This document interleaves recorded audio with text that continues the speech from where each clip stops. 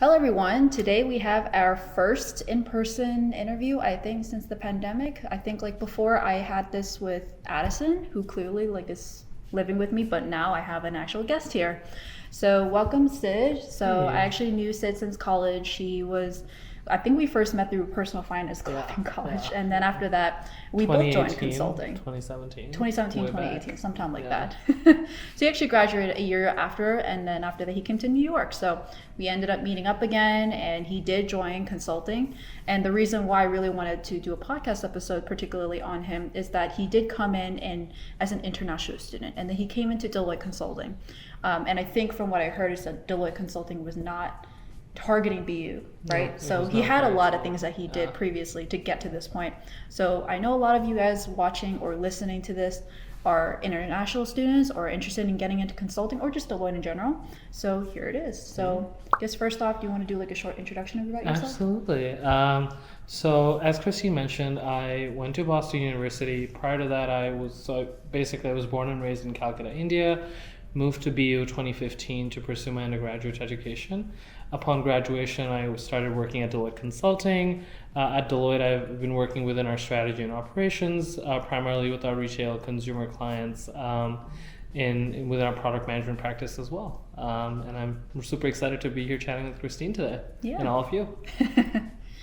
All right, so the one question I always ask all of my podcast guests is if you have all the time in the world, what would you be doing? Cooking. So what are your recipes, your favorite recipes, I guess? My friends say I make a really good mushroom risotto. I think food helps bring people together, and I love doing that. So, yeah. Do you want to talk about your culinary club? Yes. Yeah. So a friend of mine, Sarah Chen, and I were actually starting a New York City culinary club. We realized that the pandemic has sort of really helped us, not helped us, but made us realize that we crave social contact, we crave human contact, and what better way to bring people together than food. So we're going to be exploring New York City's hidden gems, going to all these different places, and showing you what food can be in a culinary club. We're going to open the doors to folks in New York City, so looking forward for some of you to joining us. Yeah, so comment down below if you're interested in it, if you're in New York, or if you're planning to move to New York, or just in general, you just love food. Yeah, and you will also have a TikTok, which we'll also share with Christine, so please follow that as well. Yeah, definitely. So getting right into it, can you walk me through your career journey, either from how did you even choose BU in the first place, actually? So fun story. I never thought I wanted to study abroad in the States. No one in my family's ever done that. I'm a first-time college student. So suddenly, this one day in high school, USC came in and she showed a video of what life in America is for a student, and sort of seeing that video really sort of sparked something in me, and something came over, and I was like, you know what, I'm gonna go to the US and I want to go to college there. And BU was never something that I was thinking of applying, but 30 minutes prior to the deadline, one of my best friends called me and was like, listen, we're all applying to BU, you should apply too. And I was like, okay, I have 30 minutes. I don't know the essay prompts. I Google BU's website, look at their Wikipedia, and I write my essay on Martin Luther King Jr. And how BU's been sort of breaking barriers on a lot of different fronts. And here I was. That was one night, and then I found myself at BU a couple months later. Wow, that's the first time I heard that story. Just 30 minutes and you got it. 30 minutes, and I guess time and place, right? Destiny, it was meant to be. Yeah. So did you end up ultimately choosing BU because of the friends that you were talking to that? Well, none of them got in. So the reason I chose BU was because I wanted to be in a diverse community. Boston is a very diverse city. It opens your doors to sort of a lot of different kinds of people, the way they think about it. And that really influences who you end up becoming. Again, also the exposure to sort of, financial firms, consulting firms, and basically Questrom was a big mix of sort of liberal education and then also a foundation in business. Yep. And I think that really steered me. And since it was the first time I was ever going to be living away from family, I wanted to be in a city with all the restaurants, with sort of the opportunity to explore the city and just be in a metropolitan environment. So, yeah. So just a clarification for those who don't know this, Questrom School of Business is the business school. I think if you were previously at BU, it may have been School of Management. Yeah. Actually, it was School of Management when I started, and then it turned into Questrom. So I was the first class. Oh, so you came in knowing it was Questrom. Yeah. Okay. I applied to SMG, but I got admitted to Questrom. That is cool. All right. So another question that I had particularly is like, why consulting? How did you find out about it? When I was in school, I'd heard from a lot of my seniors and folks such as yourself when I spoke to them that consulting, investment banking, they were sort of really hard, rigorous jobs in some ways, but they trained you really well to sort of advance your career. And as someone trying to sort of gain skills, both sort of functional and technical, consulting served as a great entryway to sort of figure out what sort of industry do I want to dive deeper into, or sort of what kind of firms do I want to work at, and sort of having the luxury and the flexibility to try different things and constantly keep learning, because I think as a person, I'm an innate learner. And I think consulting allowed me that opportunity. With every new project, I'm learning something new and implementing that with my clients. And so exposure to seniors, sort of the consulting club on campus, and New Chapter, Alpha Kappa Psi, which was my professional fraternity, had a consulting club, being able to do pro bono projects really helped me understand that consulting was something that I want to do. Let's make the record clear. I'm from Phi Chi Theta. He's from Alpha Kappa Psi. But like, no matter what, it's all your decision. But I say Phi Chi Theta is better. I think I'm like supposed to say that because technically I'm on the national board. There you go. Well, but I mean it. We're still friends though. All right. So I guess like moving forward was like, why Deloitte out of all the other consulting firms? And I think like from what I heard is like Deloitte does sponsor at that time at least. Yeah. So at that time, Deloitte was sponsoring. Currently they also sponsor, but for sort of selective positions. But the reason I went to Deloitte was I had the fortune of interning there twice before actually full-time working there. So I interned in their audit department, interned in the analytics advisory department, and then ultimately ended up working full-time in consulting. The reason I love Deloitte is sort of the kind of people that work at the firm. They're people that want to spend time outside of my project, outside of my work, and these are people that genuinely sort of add value, both personally, socially, and professionally. And that really stood out to me. It was sort of this ability to really sort of push yourself to constantly be better, and surrounding yourself with the kind of people who you want to be. And that's why Deloitte really caught my eye, and sort of again, the flexibility, the benefits, and the global reputation. So you mentioned you were at audit and then you were at risk advisory. Yeah. So was it just like you were trying to do that to get yourself in the door, or you wanted to try these parts out first? So to be fully transparent, I think the first sophomore program that I got was the audit program, and I took it because I was like, you know what, I'm an international student. This is a great opportunity. And at that time, I didn't know I wanted to do consulting. It was like, I was just finished freshman year, going into sophomore year. And I was like, I'm going to go here. I went to their leadership summit for about a week or so, met a bunch of really cool people, learned a lot about the firm. But by the end of it, I realized that I want to be at this firm. I just don't think audit is the right path for me. That's when sort of, I was also learning about the whole concept of having mentors. And one of the senior managers that I met really sort of became a sponsor for me, in that he shared with me how he sort of had a great time getting to know me, and he really wanted to help me get to the firm, despite me not wanting to be in audit. And sort of he paved the way for me to then get an advisory interview, and sort of helped get me my foot in the door of advisory. And so sort of that's how I went into advisory. Again, after working there for a summer, I realized that again, I loved this firm, but the kind of work that I wanted to do was slightly different, given that having been in both divisions, and I get this question a lot, it's like, what's advisory and what's consulting? How are they different? Oh, that was my next question. So they're both consultants, right? Like, we're both consultants in certain ways, but the way I like to define is that advisory has sort of more depth, from a financial perspective, from a regulations perspective. So things like cybersecurity, anti-money laundering, or like testing, those are things that advisory sort of really delves deeper into. Consulting is sort of more broader, in that we have different divisions such as customer and marketing, strategy and operations, core business solutions, so like things like that.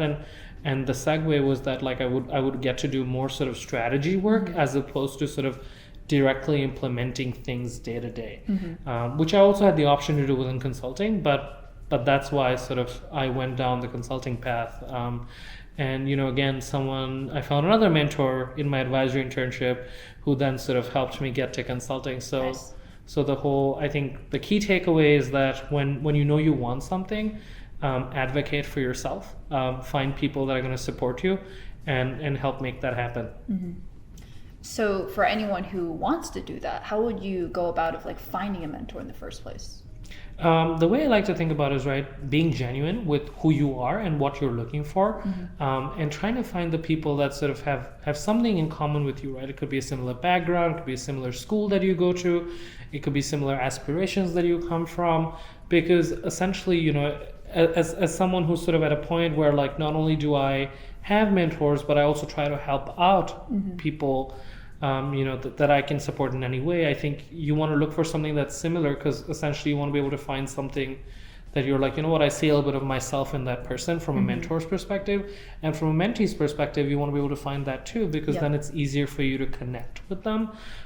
So I think the first thing I would say is, like, find people in roles that you want to be in, or people that are doing things you want to do, and be real with them. Ask them the questions, you know, how did you get where you are? Like, what do you do every day? Like, what can I do to get a step closer to where you are today? And I think once you start building those relationships, cultivating them over time, they're going to be there for you, because, you know, Indra Nui is someone that I really look up to, and she once said that, you know, mentees are not the only people trying to find mentors, because mentors also see you as like rocket ships, and they want to be a part of your team before you take off, right? So it goes both ways. Oh, I never heard of that metaphor for that. All right, so after you found like this job, what was it? Would you say it was it easier, or was it harder for you because you were an international student?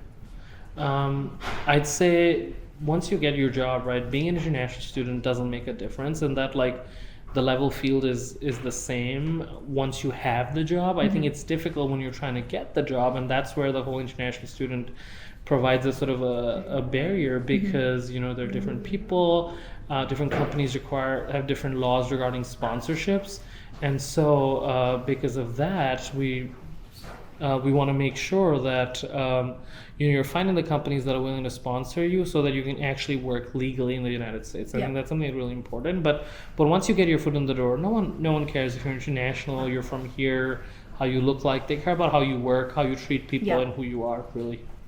So how did you find the resources, or at least like anything about that? Because I think there's a lot of websites out there where there's like, here are companies that sponsor, but then at the same time, what is the process of getting that in the first place? So as you mentioned, right, there are a ton of databases, there are a ton of websites, but what I would say is that definitely put in a ton of effort in your research. When you look at companies and roles that you're interested in, make sure to check if they sponsor, because it saves you a lot of valuable time. When you go through rounds of interviews only to realize someone doesn't sponsor, and that can be disheartening, right? The other thing I would say is, like, talk to people, right? Talk to other international students, ask them what roles they're in, what companies they're in, and if their companies are willing to sponsor, help them get you referrals. Use your people. I think that's another thing that sometimes a lot of people forget to do, is that, you know, if you know someone who's been in your shoes, they'll be more than willing to help you out. So I think that's important. And then again, like I said, looking at the job descriptions is really important. Being candid with people. Sometimes people think that, you know, if I tick no to the do you require sponsorship box, it's going to make it easy for me to get a job. That's not true, because when they find out, they're going to take that away from you.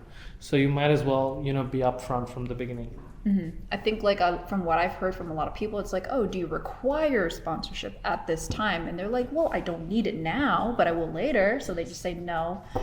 So, like, down the line, if they were to do a background check, is that when they usually find out? Absolutely, okay. they find and out. Background check usually comes like after you get the offer, so they're going to take it from you.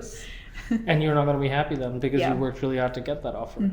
So would you say that international students like have to work even harder to get a current job, at least in the U.S.?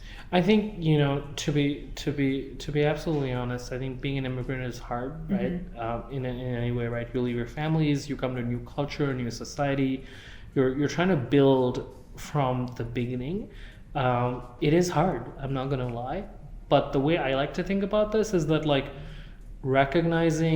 seeing that as a strength and not as a weakness, not thinking that you have to work harder, but thinking that you have the potential and the ability to strive to work harder, and how that separates you from the pack. I think that shift in mentality really changes things, because here's the thing, right? You can't change the fact that you're international, but what you can change is what you do with being international. You bring in a global perspective, you bring in a diverse perspective, you bring in sort of an understanding of learning quickly and adapting to a different environment. And I think making those selling points would help you get ahead in the long run. So yes, it is hard, but I will say that once you sort of get over that hurdle, and really focus on the things that you actually can focus on, it makes life really easy.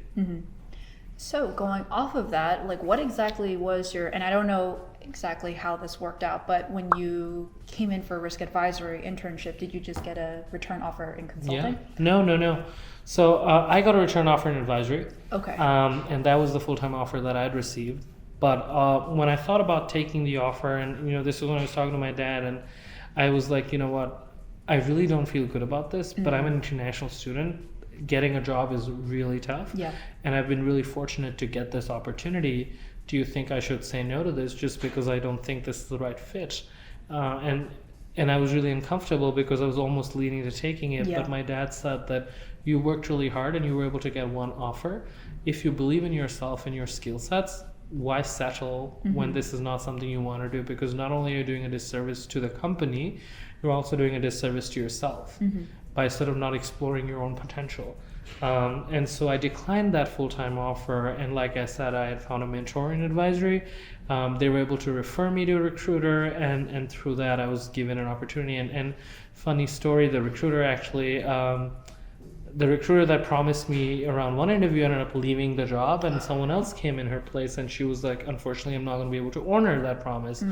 But I was like, hey, I'm just going to send you my resume. Feel free to take a look if you have time. If you don't have, no worries. And despite saying no to my interview, she looked at my resume, and within I think 30 minutes, she called back saying that they want to give me an interview. So what I would say is that if you find yourself in a position where someone says that you're probably not the right fit, or they're not sure, don't hesitate to sort of be polite and kindly ask them, I'd appreciate if you could take a look at my resume, and or sort of just advocate, like I said, for yourself. And the fact that she spent 30 seconds looking at my resume really changed my life. And so I'd encourage you to have that courage to sort of not give up, but also people in positions who are hiring to just think about how that one look could really change someone's life. And then after that, what was your interview process? So the interview process was pretty straightforward. We went through 3 rounds. So initially it was a phone screen, with the recruiter. The same recruiter that contacted you before? Yes. Okay. It was generally sort of behavioral, sort of understanding what your aspirations are, why would you want to get into consulting, what your hopes are, what your goals are, etc. After that, I went into sort of another behavioral interview round with a partner, and the behavioral was sort of again, to understand company fit, company culture, scenario analysis, how do you respond in certain situations. Given consulting is a people-oriented job, you want to be someone who people can trust, who you can bond and build relationships with. We used to call it the airport test. Like, if you get stuck with your teammate in an airport, would you want to would you hate yourself, or would you want to be able to actually spend time with them and have a good time with them? So having passed that, then I had my super day, which was 3 interviews. We had 2 cases. Office? Yes, in the office. I actually flew into New York for that from Boston at that time. Oh, so was this role for New York? Okay. Yeah. So this was a role in New York City. So it was a super day, and actually prior to the super day, we had a social as well the night before, where I was able to meet all the other people interviewing in that round. I was able to meet different leaders at the firm, and they call these social interviews, and it's a way for you to sort of get to know the firm and for them to sort of see how you respond in social settings. And after that, I had the super day the next morning, which was 2 cases and then another behavioral. And the cases were again scenario oriented. Christine's videos are super helpful, and even the Deloitte website, which also she sort of has put out there for you guys to use. I think those were super helpful in doing the cases. And then ultimately the behavioral was again sort of a lot of thinking about EQ, thinking about sort of your past experience working with people, what do you bring on a team, and how do you sort of approach problems. So for the two cases, are they more tech cases or strategy or management consulting cases? So given that I'm more of a strategy consultant, but at the time I was applying for like a business technology analyst. Okay. The roles were a bit of a mix. I would say though that they weren't technical and that they weren't code heavy, but the way technicality comes in is thinking, how do you communicate business information and business insights to folks that are technical in nature? So like, how do you communicate what a stakeholder, business leader wants to do with a product to an engineer who's ultimately going to build that product, or what your consumers want to someone who's actually building the product? And so being that intermediary was really important. So thinking from both perspectives as to like, why do I want this from a business, but then how are you going to help me build that was helpful. Okay. So that actually pretty much aligns with the cases that was on Deloitte's websites. And you probably have been working on those too when you were preparing for it. Absolutely. So after that, now that you've gotten the offer and then you've started your job and you've gotten promoted, like, can you tell me about the type of projects that you were working on? Yeah. So fortunately for me, as you're aware, consulting is something which provides you a lot of opportunity to be in different settings, in different industries, and different projects. The way I chose to sort of define my career path was I wanted to try a bunch of different kinds of projects, a bunch of different industries. So right from financial services to retail and consumer to healthcare to social enterprises, I've really been fortunate to sort of go around the block there. When it comes to projects, normally I've been on strategy projects. So like, I'll give you a couple examples, right, without revealing much information. So thinking of something like you have a client that is they're a new C-suite leader, they're trying to build a technology organization. How do you help them build that organization from a people perspective, process perspective, and a systems perspective? Or if a company is trying to sort of enter a new market, how do you help recommend what market they get into? Then you think about things like, okay, what do you currently offer? What markets do you exist in? Where do you find certain similarities with your existing products, where there'll be a demand? I also did a couple product design projects where I was able to sort of help design a company's loyalty program, which was pretty cool. So thinking about, what are the things that consumers want? What are the things that, companies want? And how do you sort of find that common ground? So I was fortunate in being able to sort of focus my projects on sort of customer strategy, growth strategy, social impact, go-to-market, and product. So I know like everyone asks this, well, what do you actually do? So you mentioned like, let's say for example, the customer loyalty program. Right. Did you interview customers? Absolutely. Okay. So when you think about a project, right, when you're going into a new organization, you want to start by understanding the organization, right? And there are a couple ways you can do that. You start by asking the team, do they have any documents that you can look at to get a sense of their team, their organization, their structure? Once you sort of read the background on them, then you sort of delve deeper into having certain conversations with people across different levels, stakeholders. So like right from people up top, the person that's sponsoring your project, to the people that are actually working every day on the ground across the different teams that you'll be engaging with, to then get their perspective on the system that they're using or the kind of customers they engage with and whatnot. So stakeholder engagement interviews is an integral aspect. Once you have these conversations, you sort of then take that data and try to map it out. You try to sort of build a persona using that information, thinking, okay, I've spoken to 60 people and these are the data points that I've gathered. What are the themes that I can pick out from this? And what do those themes mean for what I'm trying to solve? The goal is essentially to come in and help your client get a perspective on the issue they're trying to solve by the end of your project. Okay, and it really helps because coming in from an external perspective, like maybe they're going to be like too deep in the weeds to think like, oh, we have no problem, or like the problem must be this, but really it really is like that. So coming in with consulting like that would really help. And can you give me examples of maybe people who are like a lot of resistance to change? Because that's like very common in consulting or in tech. Absolutely. And as you rightly said, right, a lot of the times the reason we're asked to come in and help out is because when you're too focused on doing something or working on something yourself, you may miss certain things that could be causing the issues that you're facing and thinking of them to be the problem, when in reality, fixing something else could really solve your problem.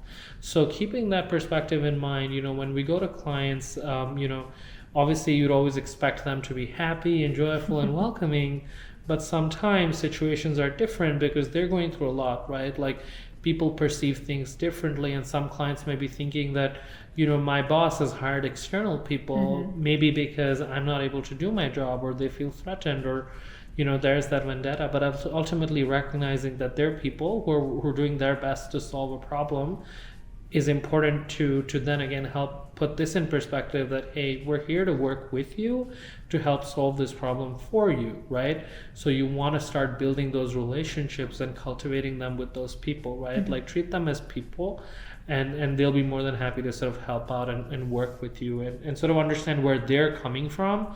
Putting yourself in their shoes really helps. All right, so out of those projects, which one was your favorite? That's an interesting question.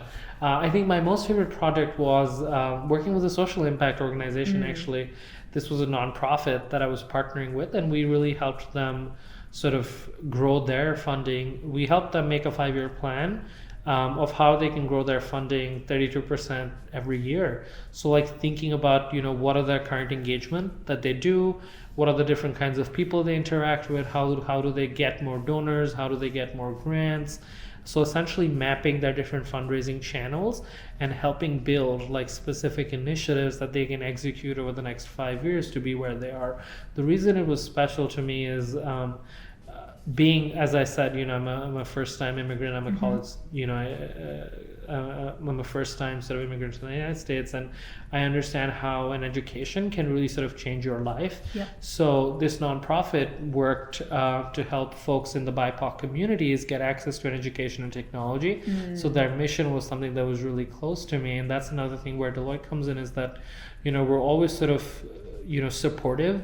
The firm supports us in being able to sort of do philanthropic projects and nonprofit opportunities, and sort of partnering with causes that we care about to sort of help make a difference in our own ways.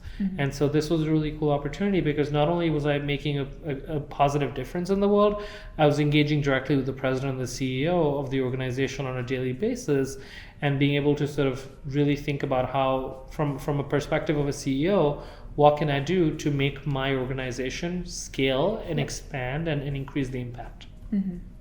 And I know you had your job before and after, or during, I guess, during the pandemic, but did you travel?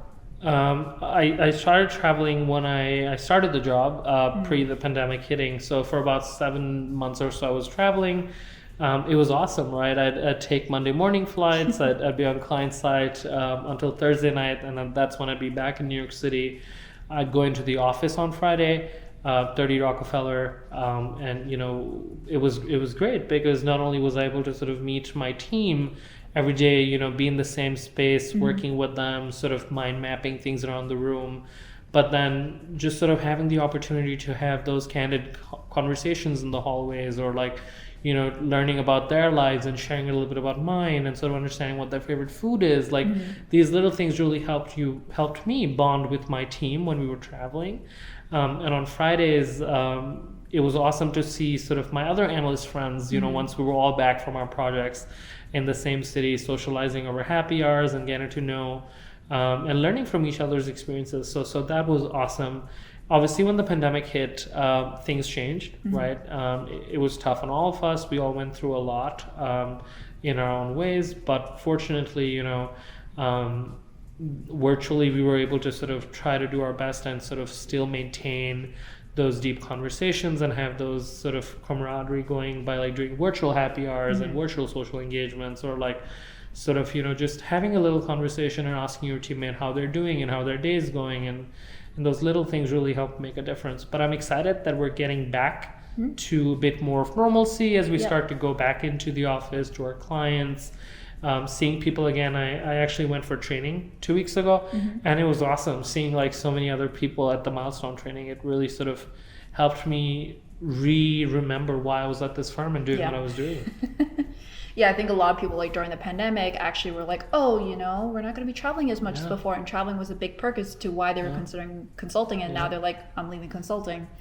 So I guess like traveling aside, like what are your favorite things about consulting? I think the people, right? You're surrounded by the smartest people that are always willing to learn, people that are always willing to sort of push themselves, push you, and people that also like to have fun, right? Like I have colleagues who like to hike, and some of them have gone and climbed Mount Kilimanjaro, or I have folks that are super passionate about wine and have started their own wine club in New York City. So sort of just always being around people that are doing more than what their job requires inspires you and pushes you. And I think that's something Deloitte does really well, and so do a lot of the other consulting firms, and sort of finding people that are always motivated and enthusiastic about things outside what they do. So what would be your advice for people that are aspiring to be a consultant? Keep an open mind, right? Like put yourself out there, have conversations, use LinkedIn, reach out to alumni in your college, tell them why you want to be a consultant, ask them what they do on the daily, and sort of be prepared to work hard, because I think one of the assets of being a consultant is that like you're expected to learn quickly. No two projects are similar, clients are different, scenarios are different, teams are different, so you're constantly adapting. Which can be tough on some people, but if you come prepared, it's really fulfilling in ways that you're constantly sort of learning, you're growing, and you're sort of satiating that hunger of willing to sort of try something new. So I would say be open to learning and just be curious. Ask questions. It's okay to make mistakes. I think a lot of the times when I was on project teams, I'd be intimidated. I'd be thinking, oh, can I ask this question? Is this a stupid question? Or, oh my God, I made this mistake. And the reality is that what our leaders always tell us is that at the end of the day, what we're doing is really important, but you're not saving lives. So if something goes wrong, it's okay. You tried your best, but mistakes happen. You learn from them and you move on. So I think, just know that you're in for something really exciting, and you want to put in the best foot forward. Yeah, and I think like from what you were talking about, all the projects that you're working on, they're all very different compared to me where like I'm doing Workday. So each time it just gets easier and easier. So I guess in that kind of way, you would consider yourself a generalist, but how did you even do that in the first place? Because I feel like if you were to be like, oh, I got into product management, and now you're like, maybe everyone else is going to see me for product management. But is that just like the culture at Deloitte that like if you are qualified, if you can do what it's asking for you to do, that you're plucked, and then you're like, you're on the project? So initially when it starts with is right, as you rightly said, there are certain people that choose to sort of go deeper, and certain people that choose to go broader. So when you choose to go deeper, you take sort of a system, an industry, an area. So for instance, Christine went the Workday route where she specialized in Workday, right? So there are folks at Deloitte who would do that. But for me, I was like, I want to learn different things. I want to try different things. And so I went sort of, going from one industry to the other, from one project to the other. The way you do that is you then think about, okay, while I don't have industry specific knowledge to sell myself to this program manager or this project manager, what I do have is the core skill set that I can bring to the team. So thinking about, okay, while projects are different, the way you talk to customers, or the way you talk to your clients, and the way you sort of engage with them, or the way you conduct stakeholder interviews is similar. So thinking about those common traits and then selling yourselves with those to the new projects. And the reason I say that is because the way Deloitte does staffing is that for every new project, you have to interview internally to sort of get that project. Every single project. Wow. To sort of find the right fit. And sometimes it's more for formal interview when you don't know the people. Sometimes it's more sort of like, hey, like, I'm building this team, would you want to be on it? And I'm like, yes, let's do it. So, but it's really sort of utilizing your network and defining the way you own your career is what we like to call it at Deloitte. And so it's really up to you what kind of projects you want to put yourself on. The irony is like I've only done 2 interviews and they were non-Workday projects. All of my Workday projects were like, oh, I know Christine, you're on. And there's no informal interview, probably just like, here's the client, here's what we're doing, yes or no. That was it. But yeah, I can definitely see that. And actually, even when I was looking to pivot out of Workday, that's where I found that was most difficult, because like Workday was very niche skill set. And I was able to say like, oh, like I have all these interview kind of skills from learning about their business to translate into Workday to product management. But then the moment they're like, oh, but have you worked with engineers? I'm like, no. So that was like the part that I was a little bit curious. So it's interesting that you tried to like extract the skill set. So when there were skill sets that you couldn't cover and that's what you wanted, did you get those projects, or was it just like you did training instead to try to fill that vacancy? Absolutely. So it's a mix of both, right? There are certain places where you want to train yourself to be able to sort of gain certain more technical skills. So something like Tableau was something that I'd never utilized before, but I wanted to get into data visualization, and so I started learning Tableau through like LinkedIn Learning and other opportunities at Deloitte. But when I think about sort of skills that I didn't know but I wanted, I think you can always pose that as an opportunity. As to when you're looking for a project, you want to think about, okay, what am I adding to this project, but what is this project adding to me? And you sell that as like, hey, like, you know what, I want to be able to directly maintain a client relationship, and that's why I want to be on this project, so I can get the opportunity to practice that muscle. So you take something you don't have, but you sell it as something that you want. And that's how you sort of position yourself. So I think a lot of it is about how you position yourself. And that also comes down to interviews and things like that, right? When you recruit, like you may not know everything that the job description requires, but how do you position yourself in a way where, listen, I fulfill the core competencies that you need, and these are the other things that I don't have, but here's how, or here's why I still am a good fit, because I want to learn about this, because I'm already doing some training to learn it, or because I can learn it on the job and I'm a quick learner and I've proven that. So that's how I think about it. So do you have any advice for any international students going for job interviews in general, or trying to get a job in the US, or if you even have this experience of getting jobs in general outside of their country? Absolutely. Like I said, right, be prepared, be alert, right? Be organized.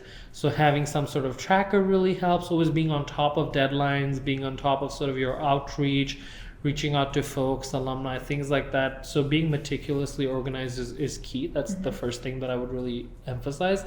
The other thing I would say is be prepared to work hard, right? Like if someone applies to 10 jobs, as a domestic student, you may have to apply to 50 jobs. So sort of be willing to put in that extra work, but also recognize that it's not going to go unnoticed. And once you get the dream job that you've been wanting, it's all going to be worth it. You're not gonna remember the countless hours you put in. You're just going to be happy that you got what you wanted. And then the third thing is, don't be afraid to ask. A lot of the times we just assume that, oh, they don't know, it's a smaller company, they don't mention it. We just go for the big names. You're thinking, you know what, oh, I want to be in finance, or I want to be in consulting, or I want to be in tech. And you're just going to assume the top 5 big employers that you've heard about. But actually do your research. There are a ton of boutique companies out there. There are a ton of nonprofits out there that sponsor. And in fact, if you want to get into nonprofits, you don't even need to get through the H-1B lottery, which is a common lottery. That international students need to go to, because they automatically just give you your H-1B. So think about the skill sets that you want. If you're someone who's really into finance or really into tech consulting, think about the skill sets that you can use and take. So for example, nonprofits also use CRM softwares. They also use Salesforce. They also work with Workday. So like, how can you bring those skill sets and be in that space where you don't have to go through the sponsorship route? You directly get sponsored without the lottery. So that's something to sort of keep in mind, and just be open to opportunities. Don't think that because it's a nonprofit, it's not going to be as fulfilling, because ultimately you're still going to be doing the work that you want to do in a different setting. Similarly, boutique firms also, sometimes all you need to do is ask, reach out, and let them know what you're looking for, and they'd be willing to work with you on the sponsorship if they like you enough. That the nonprofit thing definitely is the first time I've heard of that. Are there like any other hacks out there?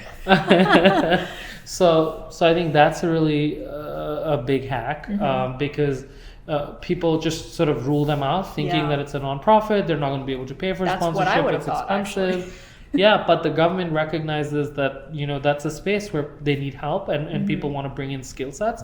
So if you're talented, you're motivated, and they're interested in you, go down that path, because getting your sponsorship, getting your green card is really easy. Since they really don't need to file for like any lottery. They directly just be like, you know what, so and so is working here, and then you get your H-1B automatically. The scrutiny is sort of lesser. So yeah, that's definitely something important. And like I said, look at boutique firms. A lot of the times what companies will also do is like if they're not able to sponsor you or you don't get your H-1B, they'll send you to another country where they have an office in, and you can stay there for say like 2 years, and they bring you back on an L1 visa, which is another visa class for like internationals to look into. So that's also an option. Although I get it's not ideal because you're sort of having to relocate, but you're staying with the same company and they bring you back in sort of 12 to 18 months, and then you can again go down the path of sponsorship, and it's easier because then you don't have to enter the lottery. So that's another thing to look out for. So and I'm not an international student, so I don't actually know about this, but let's say for example you do go for a job that does sponsor and then you're on that lottery. What if you don't get it? Do they just fire you, or do they like find a different place in the organization, or do they even help you find your next job? Right. So again, like I said, depends from company to company. I wish there were standard policies. Unfortunately, there isn't. There's some companies that are going to help you transfer if you want to continue to work for them. They'll help you move them to an office in your home country, a different country, and you can still continue your employment through them. There's some companies that, hey, if they really want you, they keep you on their payroll, but you're physically located on a different country. Oh, okay. It's rare, but it happens.